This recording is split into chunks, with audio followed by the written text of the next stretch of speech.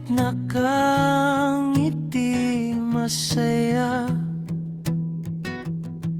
Yan ang kasabihang sa taong tulad ko na minsan ramdamang mag-isa.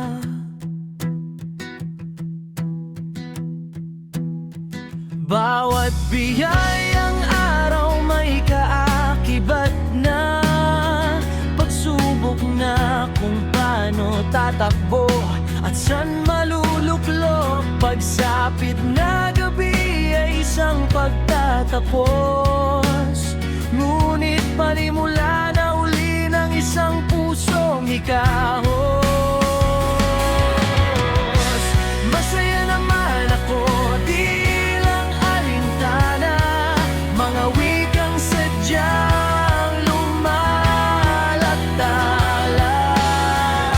Ito'y nagmumula sa tago kong diwa, ngunit sa totoo lang, buong pagkatao ko'y tila nang hihina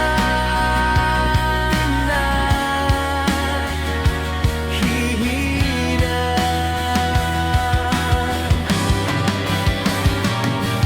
Hindi ko alam ano bang kulang, o sadya ba akong takot sa gabing ako lang.